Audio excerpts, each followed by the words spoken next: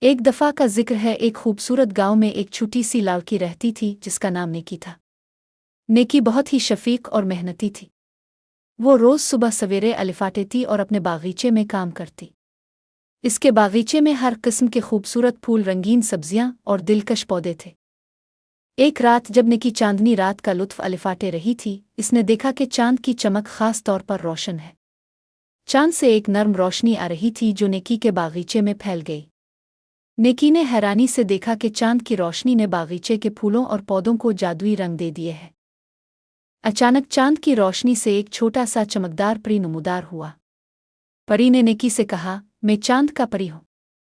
تمہاری خوبصورتی اور محنت کی بدولت چاند نے تمہیں انعام دینے کا فیصلہ کیا ہے۔ پری نے نیکی کو ایک جادوئی پنسل دی اور کہا، یہ پنسل تمہارے باغیچے کو مزید خوبصورت بنا سکتی ہے۔ جو بھی تم اس پنسل سے بناؤ گے وہ حقیقت بن جائے گا۔ نیکی نے شکر گزاری کے ساتھ پنسل لی اور پری کو الوداع کہا۔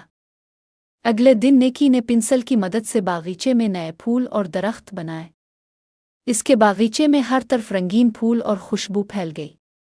گاؤں والے نیکی کے باغیچے کی خوبصورتی دیکھ کر حیران رہ گئے۔ نیکی نے اپنی خوشی اور محنت کو دوستوں کے ساتھ شیئر کیا اور سب کو بتایا کہ یہ سب چاند کی چمک اور پری کی مہربانی کی بدولت ہوا۔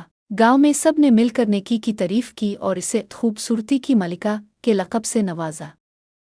اور یوں نیکی کے باغیچے کی خوبصورتی اور چاند کی روشنی نے سب کی زندگیوں میں خوشیاں بھر دیں۔ کہانی کا سبق: محنت، محبت اور شکر گزاری کے ساتھ زندگی میں بہت کچھ حاصل کیا جا سکتا ہے۔